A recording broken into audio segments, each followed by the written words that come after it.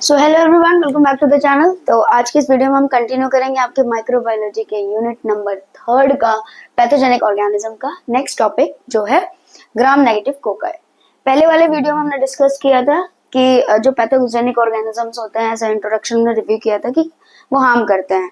फिर उसमें हमने बात करी थी कि हम अलग अलग स्पेसिफिक फील्ड में, मतलब बैक्टीरिया के फील्ड में हम पहले कोकाई एज अ आपका वेरिएशन मॉर्फोलॉजी के बेसिस पर कोकाई में डिफाइन करेंगे या डिस्कस करेंगे कि कौन कौन से ऐसे हैं जो हमें इम्पैक्ट करते हैं। तो कोकाई में हमने बात करी थी जो हमारे स्फेरिकल शेप्ड बैक्टीरिया होते हैं उनमें जो वेरिएशंस आ रहे हैं, लाइक एक ग्राम पॉजिटिव में और एक ग्राम नेगेटिव, दो में डिवाइडेड फील्ड में डिस्कस किया था कि हमें क्या बोलते हैं, हार्म करते हैं वो अलग अलग certain kind of disease condition के थ्रू।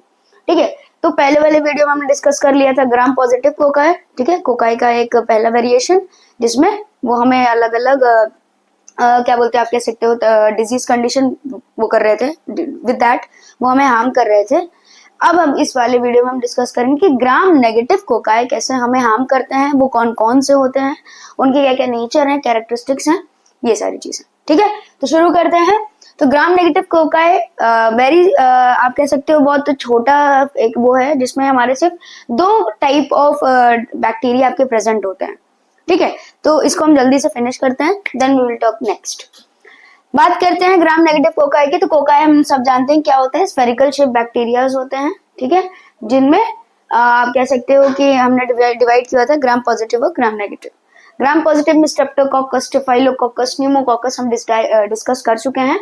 ग्राम नेगेटिव में हम बात करते हैं दो के बारे में, सिलेबस में हमारे दो है। ठीक है, नाइसेरिया गोनोराई एंड नाइसेरिया मेनिंगाइटिस करके है। ये दो के बारे में हम आज डील करेंगे। ठीक है, तो सबसे पहले बात करते हैं हम नाइसेरिया गोनोरिया के बारे में। ठीक है, तो जो आपका गोनोराई है या आप कह सकते हो नाइसेरिया गोनोराई है, उसको नॉर्मली हम बोलते हैं गोनोकोकस। क्या कहते हैं? गोनोकोकस। ठीक है, ये इसका आप कह सकते हो मेडिकल टर्म है या साइंटिफिक टर्म है, और इसका जो नॉर्मली अगर हम कॉमन टर्म्स की बात करें तो गोनोकोकस बोलते हैं। तो नाइसेरिया गोनोराई को गोनोकोकस इसलिए कहते हैं क्योंकि ये आपने एक डिजीज कंडीशन सुनी होगी, गोनोरिया। ठीक है, गोनोरिया का ये मेजर कह सकते हो ये कॉजेटिव एजेंट है ये। ठीक है, इसकी वजह से गोनोरिया एक एसटीडी है, सेक्सुअली ट्रांसमिटेड डिसीज जो होती है। ठीक है, ये इसका कॉजेटिव एजेंट है गोनोरिया का। ठीक है, तो गोनोकोकस के बारे में बात करते हैं। तो गोनोकोकस को अगर मॉर्फोलॉजिकल बेसिस पे हम देखें तो क्या है, एक ग्राम नेगेटिव डिप्लोकोकाई है। ये क्या है? डिप्लोकोकाई। डिप्लोकोकाई का मतलब होता है, डिप्लो मीन्स दो, कोकाई मतलब स्फेरिकल शेप का बैक्टीरिया। तो ये दो में है, दो के पेयर्स में प्रेजेंट है। ठीक है, तो ग्राम नेगेटिव डिप्लोकोकाई होता है अरेंज्ड इन पेयर्स, मतलब दो दो करके ये पेयर्स में ऐसे रहते हैं। ठीक है, अब अगर शेप की बात करें तो ये हल्का सा किडनी बीन शेप में हमें दिखते हैं, होते सर्कुलर ही हैं, बट ये थोड़े से ऐसे ट्विस्ट होते हैं। तो किडनी में शेप, किडनी बीन शेप होता है, आप देखा होगा लाइक आपका किडनी शेप, तो थोड़े से ट्विस्ट होने की वजह से ये हमें किडनी बीन शेप की तरह दिखते हैं अंडर द माइक्रोस्कोप। इनके पास फिम्ब्री होता है जो एडहेरेंस में काम करता है। जैसे अगर ये बात करें इनके हम कि ये हमें दिक्कत कर रहे हैं या हमें हार्म पहुंचा रहे हैं, तो ये कैसे हमारी बॉडी पर, लाइक आप कह सकते हो कैसे अटैच हो रहे हैं या हमारी बॉडी से कैसे आप कैसे अधेर हो रहे हैं, तो वो with the help of fimbriae है। ठीक है, और दूसरी चीज है कि इनके पास होता है पिलाई।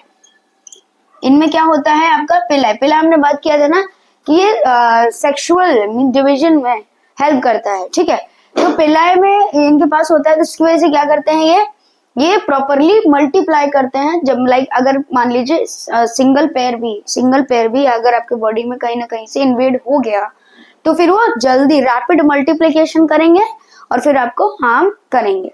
ठीक है, इनके अंदर कैप्सूल होता है और मेजर हार्म करने का जो कह सकते हो आप इनका स्ट्रक्चर है वो कैप्सूल है। ठीक है, कैप्सूल इनके पास प्रेजेंट होता है और उसमें होता है आपका पॉलीसेकेराइड्स।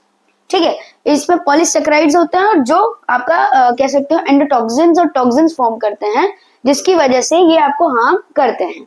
अब बात करते हैं कि मान लीजिए फिम्ब्रियस इसने अटैच किया, फिर ये पिलाइस इसने मल्टीप्लिकेशन किया, अपनी प्रॉपर एक वो बनाई, कॉलोनी बनाई। अब क्या है कि ये अपने कैप्सूल्स में जो भी एंडोटॉक्सिन और टॉक्सिन लेके चल रहा है पॉलीसेकेराइड्स के फॉर्म में, तो वो कैसे हमें हार्म करेगा। तो इसका वायरुलेंस की अगर हम बात करें, यही इनके कह सकते हो आप, हमें हार्म करने वाले इनका जो सब्सटेंस है, आप कह सकते हो इनकी आप कह सकते हो इनका टॉक्सिन जो फॉर्म ऑफ है फैक्टर, ठीक है, वायरुलेंस जो फैक्टर है जो हमें जिससे हार्म करेंगे वो है। तो एक टॉक्सिन होता है जो हमें हार्म करता है लिपोपॉलीसेकेराइड, ठीक है, और एक एंडोटॉक्सिन होता है लिपो ओलिगोसेकेराइड जिसको लॉस कहते हैं, LOS, ठीक है।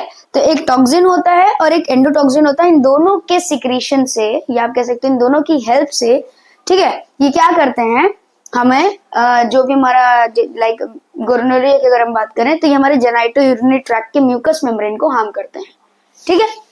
बात करते हैं इनके ग्रोथ फैक्टर की, या आप कह सकते हो ग्रोइंग नेचर का, तो नॉन मोटाइल होते हैं, ठीक है, ये नॉन स्पोरिंग होते हैं, इनमें स्पोर्स नहीं होता, ये डायरेक्टली क्या करते हैं सेक्सुअल डिविजन करते हैं, ठीक है।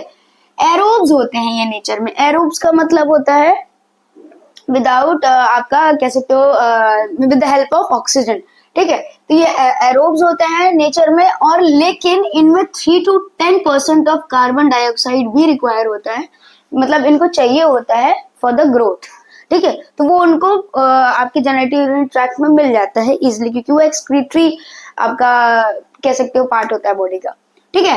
तो वहां पे आपको इनको मिल जाता है, इनका जो ग्रोथ फैक्टर है वहां पे वो कंप्लीट हो जाता है। अपीयरेंस की बात करें अगर, ये हमें दिखते कैसे हैं, ठीक है, अगर हम इनका कल्चर करें, ठीक है, तो कल्चर में इनका हमें दिखेगा round, small, grey white colour, grey white colour मतलब ग्रे कलर में होता है लेकिन व्हाइटिश फॉर्म दिखता है, ठीक है, कॉन्वेक्स और शाइनी होते हैं ये चॉकलेट आकार में। अगर हम इनका चॉकलेट आकार कल्चर करें तो ये हमें राउंड से small grey whitish colour, convex और शाइनी में दिखेंगे, ठीक है। नेचर की अगर हम बात करें डिप्लोकोकाई की, आपके गोनोकोकस की, तो ये डेलिकेट होते हैं नेचर में, ठीक है, ये लाइट के सेंसिटिव होते हैं, लाइट सेंसिटिव, टेम्परेचर सेंसिटिव, मतलब अगर टेम्परेचर थोड़ा ज्यादा हुआ तो ये नहीं सरवाइव करेंगे, लाइट अगर इनको ज्यादा मिली तो ये नहीं, लाइट और लाइट में मेनली आपका ये यूवी लाइट से सेंसिटिव होते हैं, ये आप ध्यान में रखिएगा, अल्ट्रावोलेट लाइट से मेजरली सेंसिटिव होते हैं। तो इसका आप कह सकते हो ना एक हमें एक वो मिल जा रहा है तरीका कि अगर हमें इनको किल करना है तो इनको हम डायरेक्टली यूवी लाइट के अंडर में रख दें, धूप कम, बहुत नेचुरल रिसोर्स है आपका धूप, ठीक है, सनलाइट में आप रख दो तो we can kill it, high temperature में रख दो तो वी कैन किल इट, ये हो गया। बिहेवियर की बात करें अगर, इनका कैटलिस्ट और ऑक्सीडेज टेस्ट करें तो ये हमेशा पॉजिटिव रिजल्ट शो करते हैं, ठीक है। अब पैथोजेनिसिटी की अगर हम बात करें, इनके पैथोजेनिसिटी मतलब क्या कॉज करते हैं, क्या डिजीज कंडीशन कैसे हार्म कर रहे हैं, तो पहला है हमारे पास गोनोरिया जो कि मेजर है आपका, STD means sexually transmitted disease. तो गोनोरिया आपका कहाँ होता है, आपके फीमेल्स में प्रेजेंट होता है, मींस आप कह सकते सॉरी फीमेल में ये हार्म करते हैं एज अ गोनोरिया। तो गोनोरिया में क्या होता है, आपका जो जेनाइटो यूरिनरी ट्रैक्ट का म्यूकस मेम्ब्रेन है वहां पे ये इन्फ्लामेशन रिएक्शन करते हैं, मतलब आप इन्फ्लामेशन में क्या होगा कि ये जाएंगे अपना कॉलोनी बिल्ड करेंगे, और फिर ड्यू टू इन्फेक्शन उस एरिया में जब ये टॉक्सिन्स और एंडोटॉक्सिन रिलीज करते हैं, ठीक है, अपनी कॉलोनीज को बढ़ाने के लिए, तो ड्यू टू इन्फेक्शन वहां पे इन्फ्लामेशन रिएक्शन होती है। इन्फ्लामेशन रिएक्शन में क्या होता है, आपका जो वल्वा और वेजाइना का म्यूकस मेम्ब्रेन है वो इन्फ्लेमेट हो जाता है, मतलब वहां पे स्वेलिंग देखने को मिलती है ड्यू टू इन्फेक्शन, तो उस कंडीशन को हम कहते हैं वल्वो वेजिनाइटिस, ठीक है। तो गोनोरिया में हमें सबसे पहला ये देखने को मिलता है। और दूसरा है एक प्यूरिलेंट डिस्चार्ज शुरू हो जाता है, ठीक है, प्यूरिलेंट डिस्चार्ज आप कह सकते हो एक स्मेलिंग, एक पस होता है जो जिसमें स्मेल आती है, उसको कहते हैं प्यूरिलेंट, ठीक है। तो पस विथ स्मेल वहां पे डिस्चार्ज आपका देखने को मिलता है, जो कि आपका नॉर्मली ग्रीनिश कलर में होता है, ठीक है, आपका नॉर्मली वो ग्रीन कलर में हमें देखने को मिलता है डिस्चार्ज, ठीक है। ग्रीनिश कलर में एक प्यूरिलेंट हमें डिस्चार्ज देखने को मिलेगा फ्रॉम वेजाइना विथ आपका डाइसूरिया एंड मिक्यूरेशन।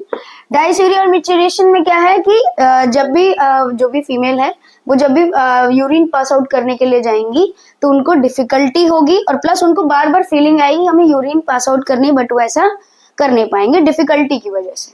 क्यों? क्योंकि इन्फ्लामेशन जो ट्रैक्ट है उसमें इन्फ्लामेशन हो गई है।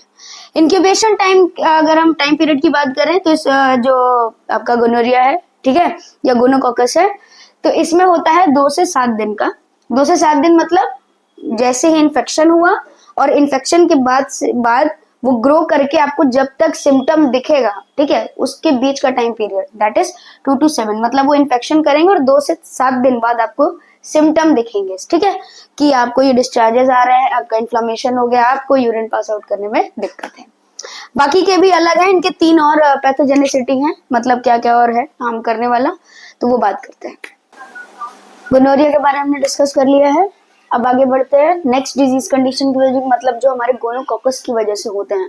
तो गोनोकॉकस में मेनली आपका गोनोरिया, जो कि आपका क्या था कि इसमें हमारा जो जेनाइटो यूरिनरी ट्रैक्ट का म्यूकस मेम्ब्रेन है वो इन्फ्लेम्ड हो जाता है, तो वल्वा वेजाइनाइटिस हमें देखने को मिलता है, ठीक है। नाउ नेक्स्ट है आपका होता है पीआईडी। नेक्स्ट कंडीशन क्या होती है? पीआईडी। पीआईडी होने के चांसेस होते हैं।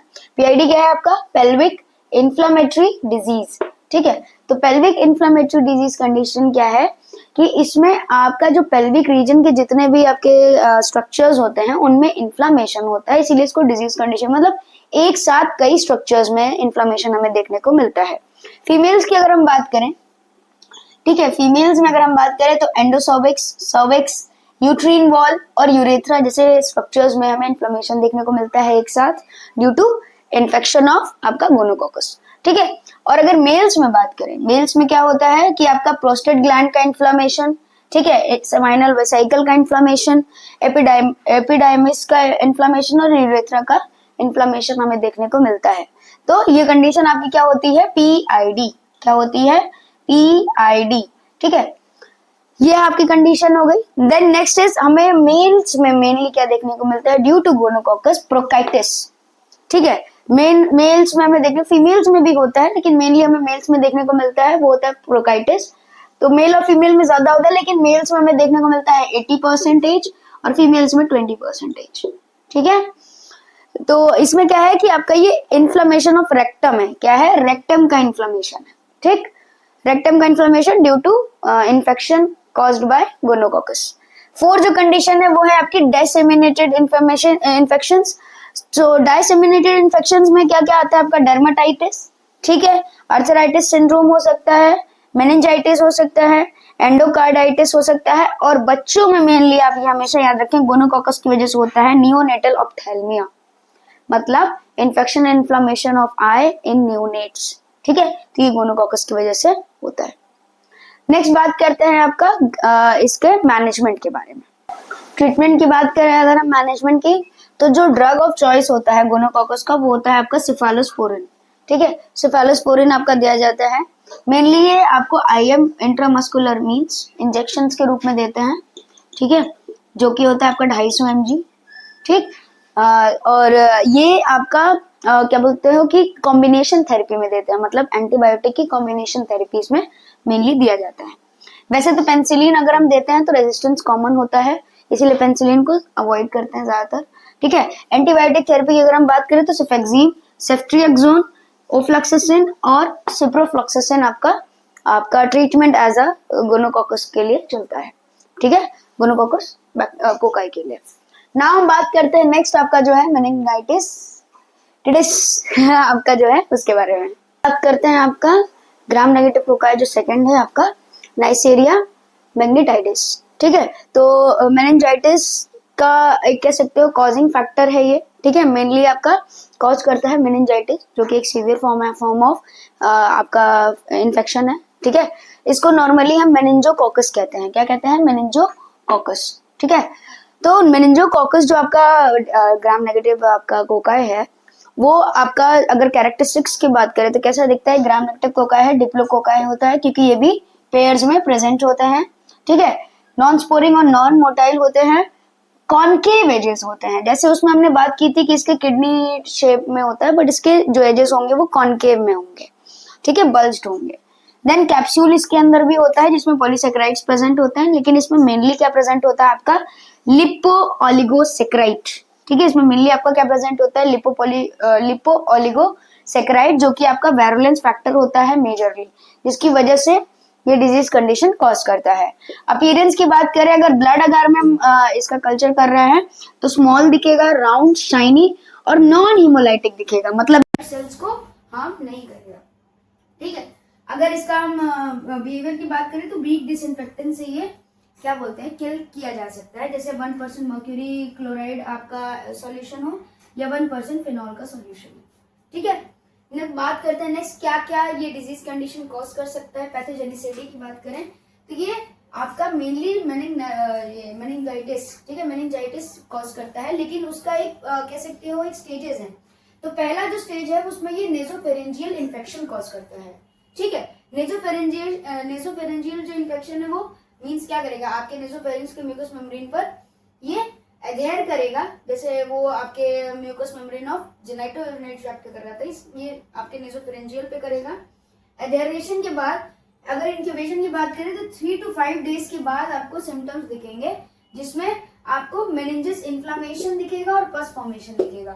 पहली चीज तो आपका नेजोफेरेंस जो एरिया वो इन्फ्लाम्ड होगा और आपके ये डायरेक्टली मेनिंजस को क्या कहते हैं हार्म करता है, इसका मेन टारगेट मेनिंजस होता है। तो वहां पे हमें इन्फ्लामेशन दिखेगा और वहां पे हमें पस फॉर्मेशन भी दिखेगा। ठीक है, मेनिंजस में हमें पस फॉर्मेशन भी दिखेगा। देन ये लीड करता है आपका मेनिंजोकोकोसीमिया। मेनिंजोकोकोसीमिया मतलब जैसे ही पस फॉर्मेशन हो गया, इन्फ्लामेशन हो गया, तो हमें सिम्टम्स दिखेंगे जो कि होंगे लेशंस। लेशंस कैसे, रेड कलर के रैशेस होंगे छोटे छोटे से आपके पूरे बॉडी पर, मेनली फेस पर, नेक पर, शोल्डर पर एंड देन होल बॉडी। ठीक है, हमें रैशेस दिखेंगे और मेनिंजस में हमें लेशंस दिखेंगे जिसमें पस, जैसे आपका ये मेनिंजस है तो उसमें से छोटे छोटे पस फिल्ड हमें लेशंस दिखेंगे मेनिंजस में, वो आपके स्कैनिंग्स में आपको दिखेगा। ठीक है, फिर वो कॉज करता है आपका सीवियरिटी, मतलब लीड करता है, जो कि होता है आपका मेनिंजाइटिस। तो मेनिंजाइटिस के आपके जो सिम्टम्स आएंगे वो होगा seizure, headache, stiffness, muscle stiffness होती है, हाइपोथर्मिया की कंडीशन देखने को मिलता है क्योंकि आपका ऑल्फैक्टरी नर्व डैमेज हो चुका होता है। ठीक है, तो ये हो गया।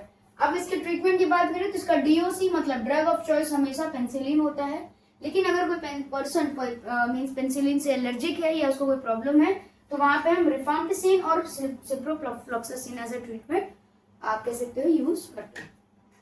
सो दिस इज ऑल अबाउट आपके gram negative cocci. Next video में हम बात करेंगे आपके बैसिलाई के बारे में, जो जिसमें आपका अलग अलग मींस वेरिएशन है, जो अलग अलग कंडीशन की मींस कंडीशन कॉज करते हैं अलग अलग टाइप्स। ठीक है, तो मिलते हैं आपसे नेक्स्ट वीडियो में।